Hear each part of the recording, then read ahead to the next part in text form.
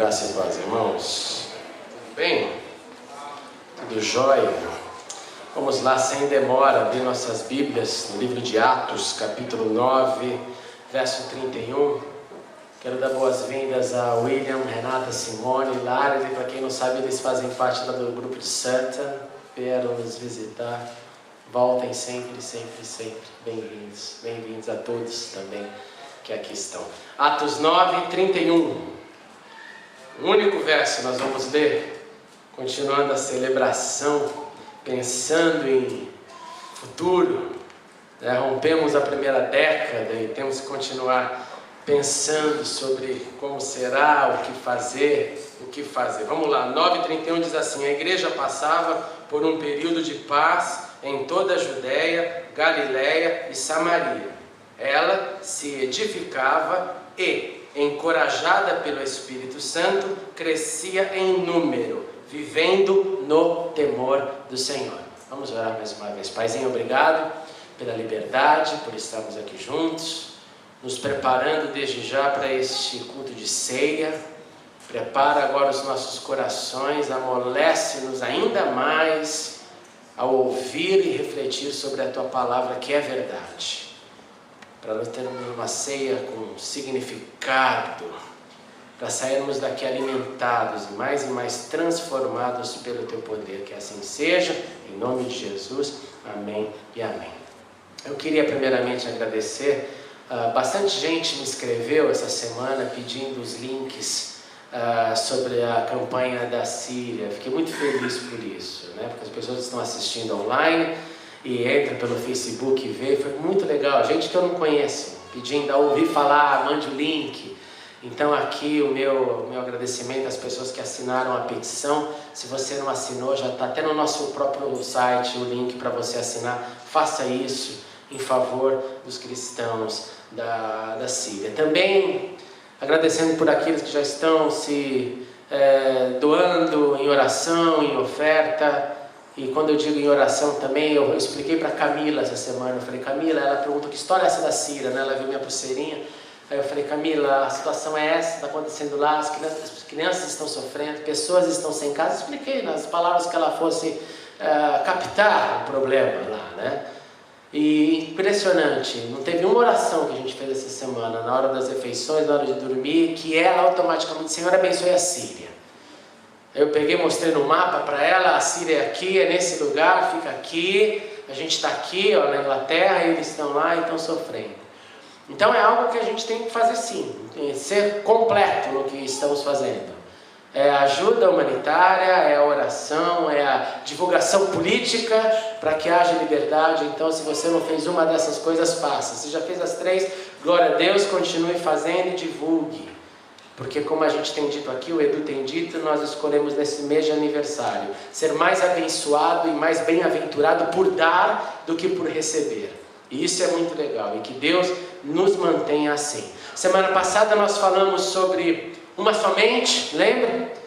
Um só coração e uma solidariedade que não permita ninguém viver em dificuldade. Mas por causa do amor nosso, porque nós podemos tocar o mundo. Que assim seja, que a gente toque. Que tenhamos uma mesma mente, porque é a mente de Cristo que habita em nós. Que tenhamos um mesmo coração, que sejamos a reprodução do amor de Deus na terra. E hoje nós vamos continuar pensando sobre isso, pensando na igreja primitiva. E eu quero te convidar para sua mente voltar lá para a Palestina antiga, para a igreja primitiva. E eu começo trazendo o contexto do verso que nós lemos. Antes de chegar aonde nós lemos, existia um contexto em operação na igreja chamada primitiva. E você vai se lembrar que esse contexto não era fácil. O contexto da igreja primitiva, logo de início, gerou o primeiro martírio, que a gente sabe que foi Estevão, um diácono, que mal foi empossado e foi apedrejado até a morte. Um homem cheio do Espírito de Deus, um homem que servia a causa, um homem que não se limitou ao servir as mesas, mas ele servia as mesas conforme a função que ele recebeu, e ele evangelizava. E o ápice da sua vida foi morrer apedrejado pelo Senhor. Na igreja primitiva, então, houve perseguição que resultava em morte. A perseguição, ela assolou tanto Jerusalém como o primeiro ali ambiente, centro religioso da igreja, que Lucas nos narra dizendo que todo mundo tinha sido disperso, que os únicos que permaneceram foram os apóstolos. Presta atenção nisso, que coisa chocante. Perseguição a tal ponto chegou em Jerusalém que todo mundo preferiu ir embora. Os apóstolos permaneceram porque reconheciam ali como a sua casa, a sua missão, e sabiam que tinham ainda que manter uma base segura em Jerusalém, porque pessoas iriam ali ouvir a respeito do Cristo, ouvir a respeito da ressurreição, ouvir a respeito do derramar do Espírito Santo que ele tinha acontecido. Naquela época era muito comum, quando algo acontecia muito grandioso, o lugar se tornava ponto de peregrinação. Então seria tolice sair de Jerusalém. E Lucas nos narra dizendo que os apóstolos permaneceram em Jerusalém, mas que a população, que o povo preferiu ir para a região da Judéia e para a região da Samaria. Judéia, você imagina assim, imagina Jerusalém no centro, Judéia um pouquinho mais ao redor e Samaria mais ao norte. Samaria, para você se lembrar, era a capital do reino do norte, então era mais afastado. A perseguição levou pessoas para longe. No contexto também do texto que nós lemos, nós temos um outro ser trabalhando não em favor do cristianismo, mas contra, e seu nome era Saulo. Lucas também descreve em Atos que Saulo, ele devastava a igreja. Imagina você ter um título desse: o devastador de igrejas. A Bíblia diz pra gente que ele ia de casa em casa, arrastava homens e mulheres para a prisão. Era um verdadeiro espírito de porco, que a gente diria hoje. Você imagina a cena: um cara que tem força para acordar de manhã, bater na casa de alguém, você lá, o cristão, está tendo culto lá na sua casa, né? Tá. E levá-lo para a prisão, homens e mulheres. Ele não queria saber da ideia do sexo mais frágil. Ele não queria saber do respeito para a mulher, para a mãe. Ele não queria saber disso. Ele devastava a igreja. Então a igreja primitiva estava nascendo, crescendo num contexto onde tem gente sendo apedrejada porque confia nesse Deus. Tem gente devastando a igreja e levando gente para a prisão. E tem coisas positivas acontecendo. Um outro diácono chamado Filipe, a Bíblia diz que ele começa a pregar e pelo caminho ele encontra um feiticeiro. Seu nome era Simão. E ele prega para esse feiticeiro. E esse feiticeiro se converte. E é tão chocante a conversão desse cara, ele devia ser muito famoso no seu curandeirismo, naquilo que ele fazia, que a Bíblia nos relata que muita gente da mesma cidade dele começa a se converter. Porque ao ver esse homem, esse ser batizado, se entregar a Deus, também resolvem ser batizados. E esse homem chamado Simão, feiticeiro, era de Samaria. Ao ponto de os apóstolos chegarem a uma conclusão: já que tem gente se convertendo em Samaria, vamos mandar reforço, vamos mandar Pedro e João ir lá pregar para eles. Qual que é a relevância disso? Primeiro que você tem que lembrar que nós temos que ser testemunhas em Jerusalém, Judéia, Samaria e os confins da terra. Jesus deixou claro isso. Então o primeiro passo é a ordem. Agora tem um problema nisso. O problema aqui é geográfico. Samaria é lugar de gente deixada de lado. Samaria é lugar de gente que não se bicava com o povo hebreu. Por quê? Porque eles eram o resultado de vários povos que se misturaram entre si quando o povo de Israel foi levado cativo, foi chamado cativeiro assírico. Então o resto que ficou se multiplicou com outros povos, o famoso intermarriage, e como resultado disso veio esse povo, o samaritano. Então o judeu não gostava do samaritano, não se relacionava bem por isso. É por isso que você vai ver o próprio Jesus ali, naquela história linda do bom samaritano, tentando restaurar a imagem, mas existia uma guerra contra o samaritano. Então dizer que um feiticeiro de Samaria se converte, que porque um feiticeiro de Samaria se converte, gente da Samaria está se convertendo, e dizer que os apóstolos decidem mandar reforço, é um grande milagre. E a Bíblia também nos diz que Pedro e João vai para lá, para Samaria, com uma missão exclusiva. A sua missão é ministrar o Espírito Santo. Olha que lindo. É Pedro e João, os apóstolos, entendendo. Não tem mais barreiras agora. Não tem mais barreira geográfica. Não é evangelho só para o povo escolhido. Não é revelação para o povo de Deus. É para todas as nações. Então, se Samaria tem gente se convertendo, tem que ir lá alguém orar e pedir que o Espírito Santo seja ministrado neles também. Conclusão, na igreja primitiva, Samaria recebeu o Espírito Santo. Mais coisas positivas. Filipe não se cansava, não bastava só um feiticeiro se converter e gente que era deixada de lado se converter. Ele vai um belo dia e começa a pregar para um oficial de uma rainha, rainha Candace, um etíope. E ele vê esse etíope lendo as escrituras sem entender, lendo o livro de Isaías sem entender, não pensa duas vezes. Está entendendo o que você está lendo, meu amigo? A resposta é não. Como que eu vou entender se alguém não me explicar? E ele vai, explica, chega no momento da estrada, está lá uma água, e o etíope fala: tem água aí, eu já entendi tudo, dá para me batizar, nada te impede, meu filho, vamos para a água. A igreja primitiva então tem perseguição que expulsa a gente de casa. A igreja primitiva tem gente que é apedrejada até a morte. A igreja primitiva tem gente pregando o evangelho e feiticeiro se convertendo. A igreja primitiva tem gente que vai atrás de pessoas para anunciar o evangelho independente do posto dela, seja ela um oficial de uma rainha, seja quem for, gente que é disposta a pregar a todo tempo. Esse é o contexto.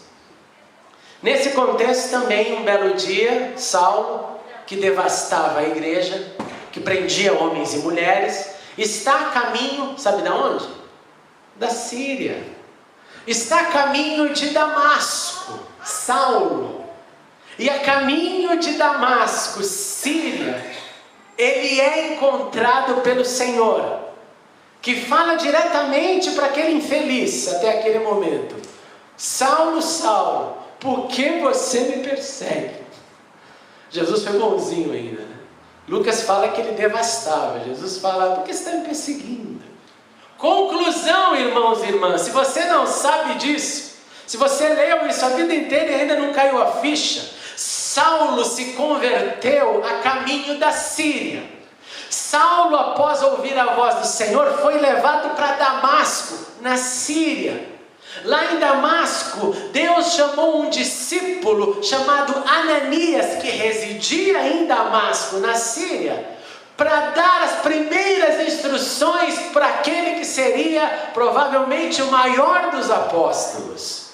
E ele permanece um tempo na Síria, aprendendo com os discípulos. Saulo foi batizado na Síria. Paulo pregou pelas primeiras vezes na sua vida, no seu ministério de sinagoga, nas sinagogas da Síria. E depois de lá ele parte para Jerusalém, depois de lá ele começa a sua campanha missionária pelo mundo.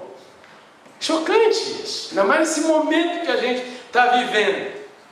E aí nós chegamos nesse contexto, nesse momento que lemos, que Paulo já está convertido, perseguição de um lado, martírio, sofrimento, coisas boas. E vem essa linda descrição sobre um tempo de paz. Lindo o texto que nós lemos. A igreja passava por um período de paz em toda a Judéia, Galiléia e Samaria. Não está mencionando Jerusalém. Jerusalém o negócio estava feio. Mas na Judéia, um pouco mais afastada, Samaria mais acima, e na Galiléia, no norte de Israel, a igreja estava em paz. E em tempos de paz, a igreja se edificava. E é isso que eu gostaria de trazer para os nossos corações essa noite. Em tempos de paz, o que nós devemos fazer? Primeiro ponto, então, ela se edificava. O que é edificar? Edificar, ela estabelecia os seus alicerces, a sua fundação, as suas bases, as suas colunas sustentadoras. E aí tem que vir a segunda pergunta na sua cabeça: o que é que sustenta? E graças a Deus que Pedro responde. Pedro chama que aquilo que sustenta é a pedra angular, na linguagem até da arquitetura e engenharia civil da época. Toda a estrutura antiga, o templo, tinha essa famosa pedra angular, que era uma pedra que segurava tudo. Se essa pedra fosse arrancada, tudo desabava. Pedro chama de Jesus a pedra angular, a pedra que sustenta tudo. Se arrancar Jesus, desaba tudo. Por isso que você não pode ficar com a Bíblia, por exemplo, só com o Antigo Testamento, porque se arrancou Jesus, e se arrancar Jesus, não tem progressão da revelação. É o pacote completo. E como que eu edifico então a minha vida no Senhor? Como que em tempos de paz eu aumento a edificação, o fundamento para que eu possa crescer? E só tem como eu crescer ou eu edificar mais se a minha base crescer no relacionamento com o Senhor Jesus, que é a pedra angular. E como que eu cresço no relacionamento com Ele? Aí que o negócio é engraçado, porque é assim. Jesus olha para você e para mim e vê exatamente as nossas fraquezas, as nossas dificuldades, os pontos que nós ainda não crescemos, que a gente ainda está, sabe aquela coisa que fica na hora do vamos ver ainda treme. E Jesus vai ali naqueles pontos, ansiosamente querendo nos dar crescimento, e tenta trabalhar e bate a porta. Como eu já falei várias vezes, né? Ele bate a porta aqui no coração da igreja, como diz Apocalipse. Bate na porta e fala: vamos lá, eu quero entrar nessa área aí. O seu alicerce está fraco. Está fraco o seu alicerce. Esse negócio aí você não entendeu ainda direito. Você pode então ser edificado se você ouvi-lo no tempo de paz. E no tempo de paz adquirir força para ficar ainda mais forte. Que infelizmente não é o que sempre acontece. O que mais acontece é que não, a gente espera o tempo de guerra para crescer. Não é verdade? Tempo de guerra, eu sempre digo isso, todo mundo fica bonzinho. Tempo de guerra, quando a casa cai, todo mundo fica espiritual. É uma coisa maravilhosa. No tempo de paz, o paz de amor nos tira de todos os compromissos espirituais. Você literalmente abre a guarda e vai vivendo, e vai achando que aquela utopia está boa, que está tudo beleza, está tudo tão bom, está tudo tão bom. Mal está percebendo que está deixando a grande oportunidade de construir alicerce quando tudo está em paz. Eu não acredito que Deus tenha prazer em nos fazer sofrer. Da mesma forma que tenho certeza no meu coração que infelizmente às vezes esse é o último recurso para chamar a nossa atenção. Eu falo para a Camila, eu falo: filhinha, quando você não obedecer, vai acontecer alguma coisa que você vai perceber que não era por ela. Olha, você queria correr na chuva, o papai falou o quê? Não corre na chuva, você pode escorregar. Mas eu quero, vai fundo, escorrega, mete o joelhão lá, rala tudo. Ralou, então vem cá. Lembra que o papai falou? Correr na chuva, o sapato escorrega, rala o joelho. Você aprendeu agora? Aprendi então. Agora eu nunca mais vou deixar você correr. Porque agora você tem experiência. Eu falei antes, você não ouviu. Agora você ralou o joelho. Próxima vez eu vou falar: lembra do joelho? Lembro, papai. Então não pode correr, né? Não pode correr. A gente não faz assim, gente? A gente quer ralar o joelho primeiro. Depois que rala o joelho, a gente, não, é verdade, não pode. Mas por que esperar ralar o joelho? Em tempo de paz, se conecte com Deus, fala, Jesus, vai trabalha, Senhor, o que tem lá de errado? O que não está legal? Ou o que está estacionado? Porque às vezes não é que você está em pecado, mas está estacionado, está numa inércia, não sai daquele nívelzinho ali, está feliz ali, não se contente com pouco. Não se contente com um alicerce que aguenta só um quarto, sala e cozinha. Pense num alicerce que aguente mais, uma estrutura mais pesada. Pense num alicerce que vai te dar condição de se manter em pé em qualquer situação. É isso que significava o cantar na guerra. Estava pronto para cantar na guerra, e quando está pronto para entender que se Deus não batalhar por nós, a guerra está acabada. Então vai cantando, porque é a única coisa que você tem para fazer. Pela tua força você não vai conseguir, pelo teu armamento vai dar errado, mas sem entender que coloca nele, vai cantando. Opa, conseguiu cantar na guerra, já está no nível superior. Porque a maioria das vezes a gente fala, não vou nem entrar porque eu não estou conseguindo. A gente tira Deus, o Senhor da guerra. Em tempos de paz, aproveite para crescer na paz. Em tempos de paz, edifique um alicerce ainda mais forte. Em tempos de paz, edifique quem está do seu lado com as suas experiências. Era isso que a igreja fazia. Ela se edificava, ela se preparava para os próximos dias. E muito relevante por causa que a gente cantou hoje isso, né, Davi? Para tempos melhores, para coisas maiores acontecer, a gente tem que ter um alicerce mais seguro. Para sustentar. Você não desaba, você não é casa na areia. Em tempo de paz, número 1, faça a sua base. Segundo, essa igreja, ela se edificava e era encorajada pelo Espírito Santo. Você gosta de receber encorajamento? O que é receber encorajamento? Você está numa situação, vem alguém, bate no seu ombro e fala, isso aí, meu, vai fundo, vai ser legal, vai dar certo. É gostoso isso, não é? Tem um poder, o encorajamento tem um poder maravilhoso. Ou está difícil, você está se sustentando de pé e vem alguém, cara, eu passei por isso, eu vi o outro lado da moeda, se mantenha firme. Encorajamento. O contrário disso também é terrível, não é? Não é terrível? Você está passando por um momento e vem alguém e fala, mas se prepara, vai dar tudo errado, olha isso aí, olha, você já está, vai arrepiar. Você quer morrer, você quer fugir dessa pessoa. Você fala, some daqui. A igreja era encorajada pelo Espírito, significa que na operação, no consolo, no conforto do Espírito Santo, motivava e encorajava a igreja naquele tempo de paz. Ela não estava sendo encorajada para enfrentar naquele momento de perseguição, porque ela estava vivendo momentos de paz. Mas naquele momento o Espírito, que a função dele é essa, é dar conforto, é dar consolo, é ser o advogado, estava ali com eles, dando para eles condições de amadurecer. Vai ouvindo do Espírito, deixa o Espírito te fortalecendo. Eu não sei ainda para onde, como, o que vai acontecer. Se fortaleça nele. Deixa ele te encorajar, deixa ele te manter mais firme. Cresça nessa experiência, relacionamento com ele, ouvindo e fazendo, ouvindo e obedecendo. Ser encorajado pelo Espírito significa desenvolver um relacionamento que ele fala e a gente cumpre. E ele nos dá esse ânimo para continuar e para fazer novas experiências que hão de vir. Coisas novas estão para vir. Terceiro, essa igreja se edificava, essa igreja era encorajada pelo Espírito Santo e essa igreja crescia em números. Por que isso é tão relevante?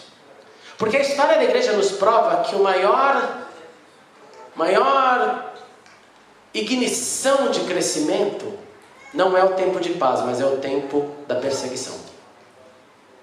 Você pode estudar qualquer capítulo da história da igreja. A história da igreja, 2000 anos de história da igreja, vai te provar que crescimento sempre houve em tempos de perseguição. A igreja da China hoje é uma das igrejas que mais cresce no mundo. Ano passado eu trouxe esse dado para vocês. Você lembra disso? O ano passado, fontes oficiais, o que significa que pode ter muito mais, classificaram 500 mil batismos. Consegue imaginar isso? 500 mil batismos. Por isso que é aquela loucura da Bíblia. Uma Bíblia para cada 10 pessoas, porque não tem como. Com todos os problemas políticos, não tem como ter Bíblia para todo mundo.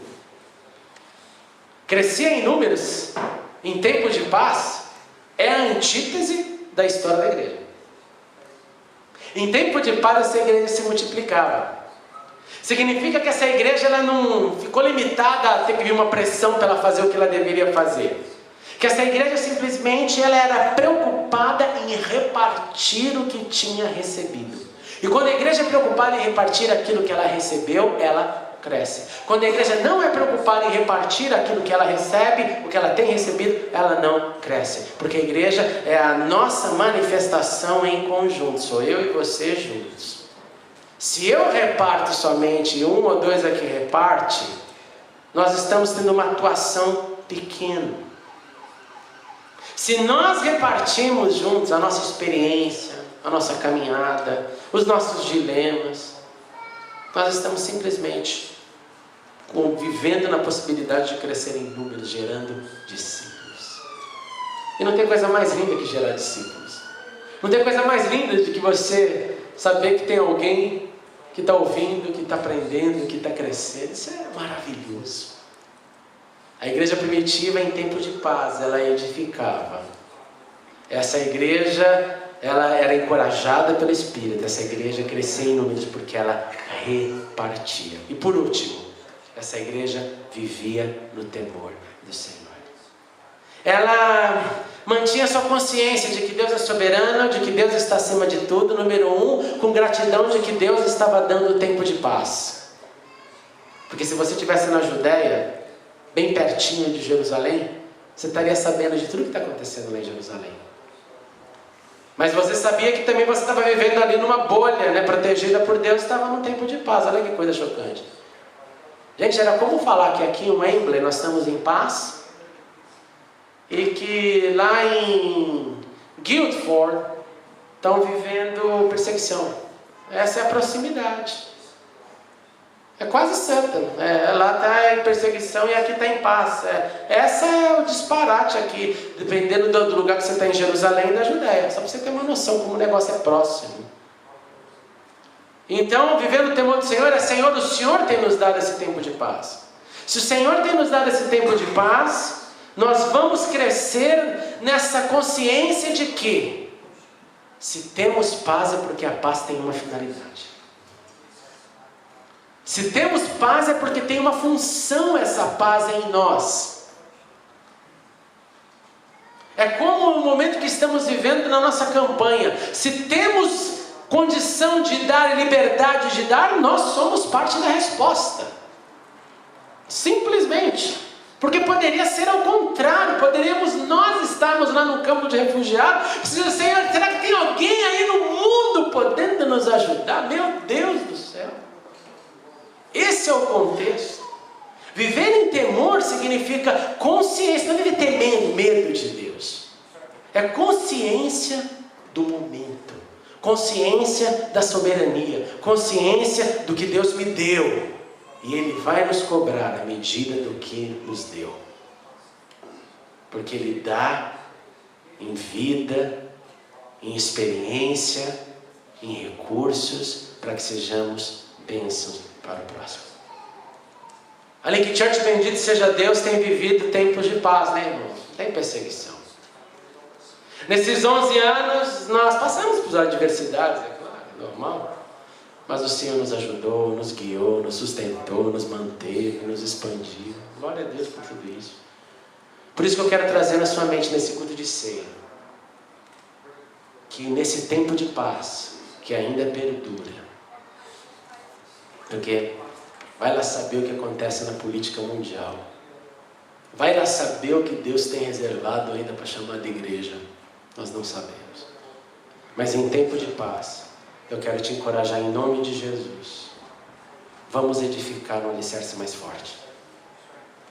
Vamos edificar na gente. Vamos crescer no nosso fundamento e esse fundamento aguentar uma estrutura mais forte. Você quer crescer com o Senhor? Você quer crescer com o Senhor? Se prepare então para aguentar mais cimento, mais peso, mais tijolo. Isso tem que estar de pé para se aguentar o negócio. Senão não há crescimento. Senão cresceu nada. Pois uma telha a mais já está caindo. Não? Permanecer firme com Deus. Vamos aproveitar nosso momento de paz e pedir, Senhor, Espírito Santo, me encoraje na hora da minha fraqueza, me encoraje no momento que eu estiver ali tremendo, me encoraje. E Ele vai fazer isso. Em tempos de paz, vamos crescer em números. Você lembra do endemoniado que Jesus libertou? E Jesus olhou para ele e falou assim: vai agora e compartilha. O que significa isso? É aquilo que você recebeu de Deus, vai e compartilha. O que você recebeu, o que você tem recebido, vá e compartilha. O que Deus te deu essa semana? Já compartilhou? Já deu para alguém? Já distribuiu para alguém o que Deus te deu? De experiência, de vida, de caminhada. E por último, vamos crescer no temor do Senhor. Falando do Senhor, o Senhor tem nos dado paz, o Senhor tem nos dado proteção, o Senhor tem nos dado liberdade, o Senhor tem nos dado recursos.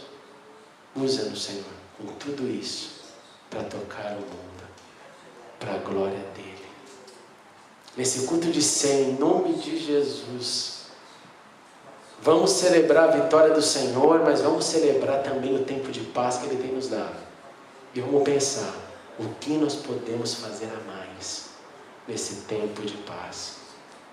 E a resposta que Lucas nos dá em Atos é no mínimo isso: é edificação, encorajamento do Espírito, crescer em números e viver no temor do Senhor. Bendito seja Deus. Nós vamos nos preparar para a ceia agora. Glória a Deus. Queria chamar o Marcos, que vem aqui se preparar, que vai nos cantar uma canção. Glória a Jesus por isso. Pois eu recebi do Senhor o que também lhes entreguei. Que o Senhor Jesus, na noite em que foi traído, tomou o pão e, tendo dado graças, partiu e disse: isto é o meu corpo, que é dado em favor de vocês. Façam isso em memória de mim. Da mesma forma, depois da ceia, ele tomou o cálice e disse: este cálice é a nova aliança no meu sangue. Façam isso sempre que o beberem em memória de mim. Porque sempre que comerem deste pão e beberem deste cálice, vocês anunciam a morte do Senhor até que Ele venha.